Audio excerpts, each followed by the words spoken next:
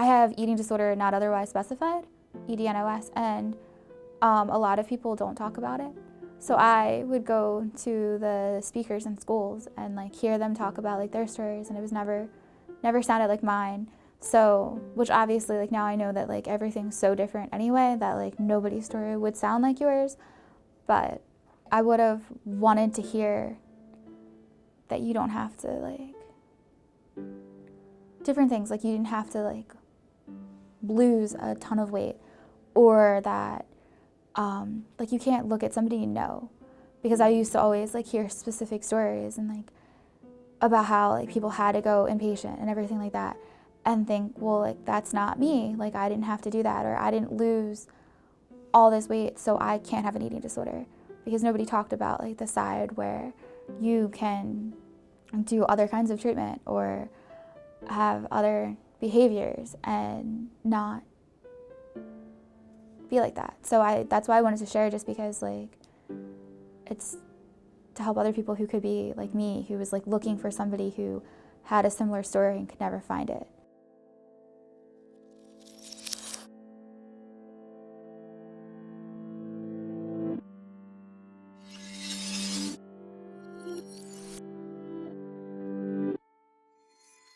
The first time I tried to make myself sick, I was in like 7th grade play practice.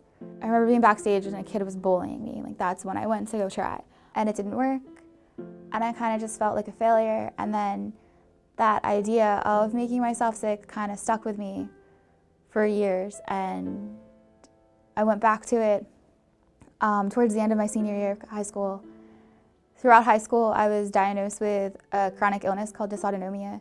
It is a condition that messes with your autonomic nervous system. So anything that your body does without you thinking about it, mine can be affected. So I was on homebound for a year, and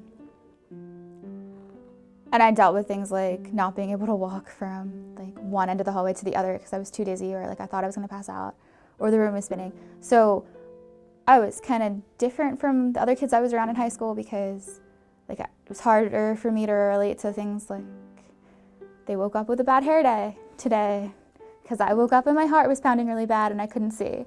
So like, because my eyes would go black when I would stand up because of my blood pressure changing. So I don't know, like other stuff like that was just easier maybe for me to focus on, was this thing that I couldn't do, or I'm sure somehow it all plays together. I was in therapy already when I first started making myself sick, because the year before, over a course of like, from May to September, 3 people who I was really close with died.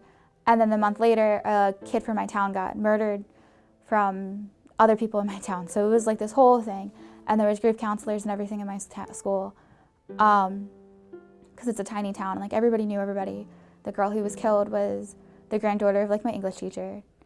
The kids who killed her were also students of the teacher. Like it was, yeah, I stood next to them at a prayer vigil the night before they were arrested. So like it was a lot. So then my mom got me into see a therapist for grief counseling. So I was already in counseling when I started making myself sick. And I remember like I emailed the therapist and I was just like, hey, I don't know if this is normal or not, but I made or I don't even think I said that. I think I said something like, I want to let you know, like I made myself sick 3 times this week. Is that normal? She was just said something like normal's a relative term. And I was like, okay, but what does that mean? And then she's like, I think you should come in every week from now on. Something else that I didn't know when I first started seeing her was that therapists have like specialities or things that they specifically like treat. And hers was not eating disorders. So she didn't know what she was doing, and she like made things harder. So at some point I was just like, I'm done, like she doesn't understand, like I'm not going back there, because she was trying to like say that it was a problem between me and my mom and our relationship, and like she made my mom come in, and like me and my mom are really close, and like I tell her almost everything and everything. So then like I knew it wasn't that, like I knew that wasn't what was going on, and then she would like change what she would call it. Like she would say that I was bulimic, which I wasn't, because that also entails like binging, which I don't do. And then she would be like, oh, well, you don't have an eating disorder, you self-harm, which like doesn't make sense. So she would always like change what she was telling me and she wouldn't like help. So then I stopped going to her, and a few months later I went to a new therapist who really helped me. Like she understood it better, but she also like, I guess maybe was a better fit for like personalities, because she like knew that I had a bad experience with this other therapist, so she was like really slow with me in the beginning, and like we talked a lot about that, and then at some point like I started opening up about this, but she never like forced me. I think that's definitely something that people should know, because like not only is the thing like, is this person gonna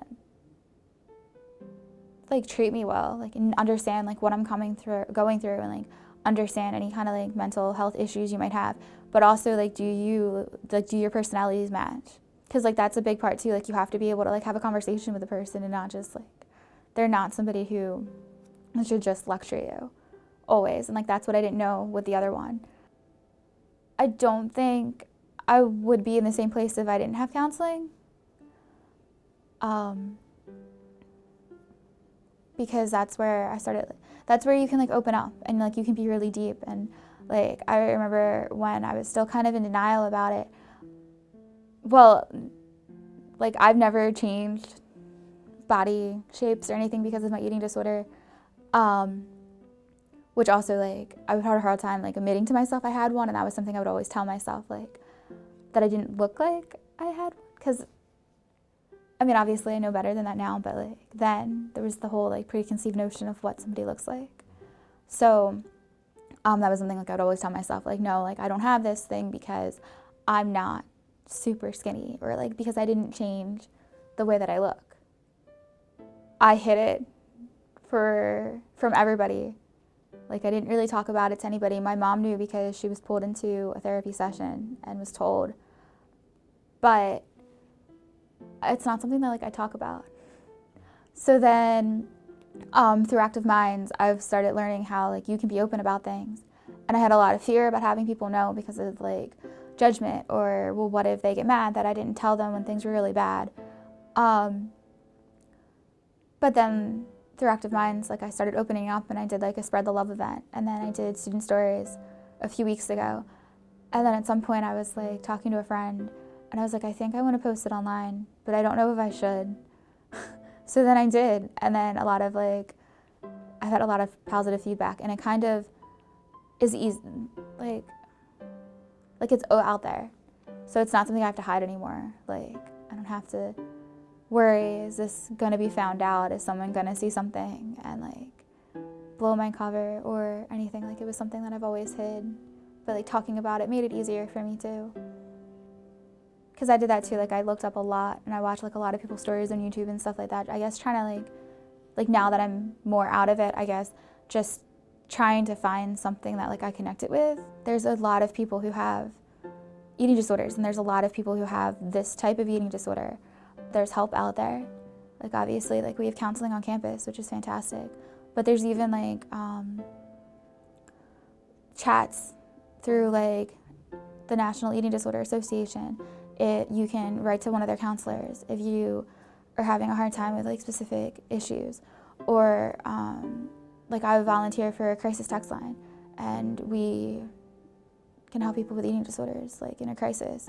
So like there's definitely people out there who will help you, and there's definitely resources if like somebody looks for them.